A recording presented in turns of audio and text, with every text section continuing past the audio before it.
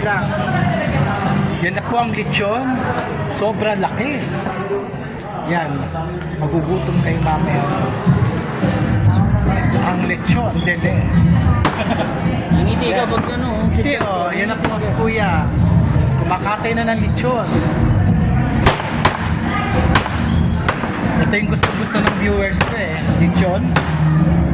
Ito pong lechon sobrang laki.